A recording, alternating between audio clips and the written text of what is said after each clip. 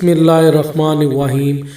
حدیث پاک میں ہے جبرائیل علیہ السلام ایک دن حضور صلی اللہ علیہ وآلہ وسلم کی خدمت اقدس میں حاضر ہوئے اور کہا یا رسول اللہ صلی اللہ علیہ وآلہ وسلم، میں نے آسمانوں میں تخت پر ایک فرشتہ دیکھا تھا جس کے گرد صفوں میں 70,000 فرشتے اس کی خدمت میں مصروف تھے۔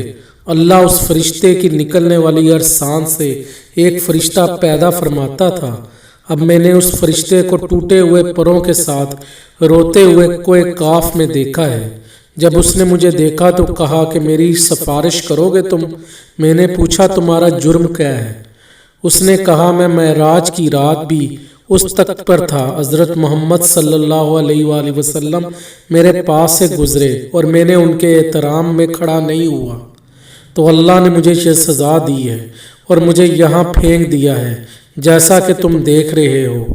جبرائیل علیہ السلام فرماتے ہیں کہ میں نے اللہ تعالیٰ کی بارگاہ میں گریہ زاری کی اور اس کی سفارش کی تو اللہ نے فرمایا اس سے کہہ دو یہ تب ہوگا جب یہ حضرت محمد صلی اللہ علیہ وآلہ وسلم پر درود شریف پڑھے گا۔ اس فرشتے نے آپ پر درود پاک پڑھا تو اللہ نے اسے معاف فرما دیا اور اس کے پر پیدا فرما دیے۔